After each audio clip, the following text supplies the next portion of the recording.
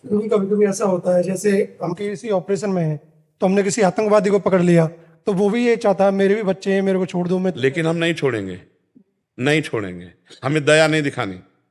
क्यों? क्योंकि अगर वो छोड़ा गया तो लाखों बच्चों को मार देगा, लाखों परिवारों को नष्ट कर देगा। उसका उद्देश्य सही नहीं है। इसलिए उसको अगर बंधन में युक्त होकर के डाला जाए या मृत्यु दंड दिया जाए तो उचित ही है, क्योंकि उसका भी जीवन ज्यादा पाप नहीं कर पाएगा और वो बहुतों के जीवन को नष्ट नहीं कर पाएगा। इसलिए ऐसे आताताई को हमारा शास्त्र कहता है मार देना ही उत्तम है। अगर वो बचा रहा तो लाखों को मार सकता है वो, क्योंकि उसका उद्देश्य है लाखों को मारना। तो बंदी बना सकते हैं ना हम अपने। लेकिन अगर बंदी बनाने के लिए तुमने थोड़ी सी चूक कर दी तो तुम्हें उड़ा देगा, तुम्हें उड़ा देगा। पहला हमारे जहां तक जानकारी में है कि हमारे राष्ट्र सैनिक पहला तो ऐलान यही करते हैं कि आप हाथ ऊपर करो और अपने आप को समर्पित कर दो। फिर अगर वो गोली चला दी तो फिर उसके इंतजार करने की जरूरत नहीं है। उसको जो हमारे राष्ट्रीय सुरक्षा यंत्र है उनके द्वारा फिर उसकी मृत्यु ही सेवा है। उसमें दया नहीं रखनी चाहिए, शत्रु पर दया नहीं रखनी चाहिए। जैसे भगवान के स्वरूप होते हैं गुरु, लेकिन द्रोणाचार्य जी विपक्ष में हैं, तो युधिष्ठिर से बुलवाया अश्वत्थामा हाथो, मारा गया अश्वत्थामा, मार दिया हाथी। बोले तुम बोलो अश्वत्थामा हाथो। अब वो जो ही उद्विग्न हुए, एक तो अश्वत्थामा का प्रेम कि अश्वत्थामा मारा गया, भाई इतने में दौड़ के धृष्टद्युम्न ने जाके गला उड़ा दिया। जब विपक्ष है सामने तो खेल है, प्रभु दुश्मन के रूप में आए हो, हम तुम्हें चांस नहीं देंगे। अगर हमारी एक बात पर तुम सरेंडर हो जाते हो तब तो कोशिश करेंगे, सब फेंक दो अस्त्र शस्त्र, ऊपर के कपड़े उतार करके, बिल्कुल हमको पता चलना चाहिए कि आप शरणागत हो। और अगर जरा भी चूक की तो खोपड़ी उड़ जाएगी, और यही आपके लिए उचित है। नहीं आपकी खोपड़ी उड़ा देगा वो तो उड़ाने ही आया है। आताताई का वध करना उचित है, शास्त्र ऐसा आदेश करते हैं। आताताई उसे कहते हैं जो सोते हुए पुरुषों को, बिना अपराध किए हुए पुरुषों को, अब रेलवे स्टेशन पे खड़े गोली चला रहे, कौन तुम्हारा वहां दुश्मन है? अब उनकी मान्यता है तो हमारी मान्यता तुम्हारी मान्यता को नष्ट करने में समर्थ है, ऐसा नहीं है। हमारी शासन विभाग, हमारी भारतीय जो सैन्य बल शक्ति है वो समर्थ है। दया कभी कभी, बहुत ध्यान देना है, दया कभी कभी अपने ऊपर हावी हो जाती है। कई राजाओं ने, जब शत्रु पक्ष के राजाओं ने घुटने टेक दिए तो उनको छोड़ दिया, और जे भी छोड़ा तो ऐसे सैन्य बल से आंखें निकलवा ली, गले काट दिए, बंदी बनाकर। वो दुर्दशा की उन्हीं की जिन्होंने क्षमा कर दिया था, जिन्होंने। तो शत्रु पक्ष को या तो बंदी बना करके रखा जाए अगर अवसर मिले, नहीं तो फिर उनकी मृत्यु से पवित्रता हो जाएगी, मृत्यु दंड से पवित्रता हो जाएगी। जैसे अपने भी देश में है, अब भारी अपराध, अक्षम्य अपराध किया तो फांसी की सजा दी जाती कि नहीं? हाँ, तो फिर क्यों दी जाती है? जज वो इसीलिए देता है। अभी किसी अपराधी से वो ऐसा अपराध बन गया कि 5 और 6 वर्ष की बच्ची से गलत करके ऊपर छत से फेंक दिया, मार दिया। और जब जज के सामने गया तो उन्होंने कहा, अनुज बधू भगनी सुत नारी, 67 ये कन्या समचारी, इन्हीं कुदृष्ट बिलोके जोई, ताई बधे कुछ पाप न होई, इसको फांसी की सजा दो। और उसे पूछा कि उचित है ना? तो उसने कहा जी। तो कहा हाँ, ये चौपाई गा करके, अनुज बधू भगनी सुत नारी, 67 ये कन्या समचारी, इन्हीं कुदृष्टि बिलोके जोई, ताय बधे कुछ पाप, फांसी की सजा दे दी। तो थोड़ा विधान करना है। हमें दयालु भाव, हम सब पे भगवत भाव रखते हैं, लेकिन हे भगवान, यदि आप आतंक रूप धारण करके आओगे, आप अपराधी रूप धारण करके आओगे, तो दंड विधान रूपी पूजा आपकी हम करेंगे।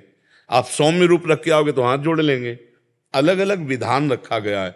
नहीं तो देखो, भगवान सर्व सामर्थ्यशाली होते हुए एक हाथ में लीला कमल है तो दूसरे में सुदर्शन चक्र है।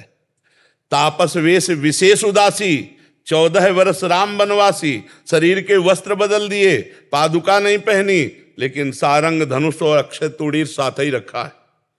क्योंकि कुछ कृपा से मानेंगे, प्यार से, तो कुछ वार से मानेंगे। नहीं, अब जरूरी है। शस्त्र और शास्त्र दोनों के द्वारा समाज को कंट्रोल में रखा जाता है। शास्त्र के ज्ञान के द्वारा, और जो शास्त्र ज्ञान की मर्यादा का उल्लंघन करे उसे शस्त्र के द्वारा। देखो भगवान परशुराम जी तपस्या कर रहे हैं, लेकिन फरसा पासे में गड़ा रहता है, हाथे में फरसा रहता है। तो ये हमारे संस्कृति है। भगवान अगर हमारे प्रकट होते हैं, अगर वो मुरली मनोहर है तो सुदर्शन चक्रधारी भी है, आप ये भी ध्यान रखो। तो ऐसे ही आप एक भक्त भी हो तो आप एक राष्ट्र सैनिक हो। जरूरत पड़ने पर हमारा गला उतर जाए तो कोई बात नहीं, और जरूरत पड़ने पर हम सामने वाले शत्रु का गला उतारे तो हमें कोई फर्क नहीं पड़ेगा। ये हिम्मत बिल्कुल रखनी है। हृदय द्रवित नहीं कर देना कि इसके बीवी बच्चे हैं, इसके परिवार है, नहीं। इतना सोचने में तो तुम्हारी खोपड़ी तक, उसकी खोपड़ी का हिसाब पहुंच जाएगा। वो नहीं सोचेगा कि ये राष्ट्र सेवा में, तुम तो राष्ट्र सेवा में हो। वो हमारे देश में घुस रहा है विनाश करने के लिए। अब हमें नहीं सोचना। उसने नहीं सोचा कि मैं जो कार्य करने जा रहा हूं मेरे परिवार का क्या होगा, मेरा क्या होगा। अपने बम बांधा और हमारी पूरी 50 को उड़ा दिया। तो हम ऐसे लोगों को अवसर नहीं देंगे। ऐसे लोगों को अवसर नहीं देना चाहिए, नहीं तो अपना घाटा हो जाएगा। हाँ, अगर आ जाता है जो सभी तावा शरणाई, तो फिर हम आप उसकी व्यवस्था अलग है। और अगर वो जरा भी छल कपट है तो फिर हमको सावधान हो जाना चाहिए। क्यों? हाँ, हम लोगों को भी सिखाया जाता है कि दया बिना साधु कसाई, दया करी तो आफत आई। दोनों बात संभाल के। दया बिना साधु कसाई, दया करी तो आफत आई, दया करी तो फंस जाएगा। देखो हिरन में फंस गए, दया करके भरत जी अगला जन्म हिरन का हुआ। तो जैसे आप राष्ट्रीय सेवक हो तो ऐसे ही आपको सावधान रखना। जहां दया की जरूरत है वहां दया की जरूरत है, और जहां क्रूरता की जरूरत है तो वहां दया नाम की चीज नहीं दिखाई देनी चाहिए आप में। आप में भय नहीं होना चाहिए, आप में रक्त देख करके हृदय द्रवित नहीं होना चाहिए। आप जिस समय सूरवीरता पे हैं उस देखो ना, भगवान है, अर्जुन है, महाभागवत हैं, भीष्म जी हैं। भगवान तक के बाण मारे भीष्म जी ने। सामने श्री कृष्ण चंद्र जो है, यहां तो भावना करनी भगवान की, सामने श्री कृष्ण, और भीष्म जी तान के बाण मारते हैं। विकल हो गए अर्जुन और भगवान, और अपना परण विसार करके फिर रथ का चक्र पहिया लेकर भागे भीष्म की तरफ मारने के लिए। जिस समय हमें जो रोल दिया जाए, देखो इस समय आप राष्ट्र सैनिक का रोल है।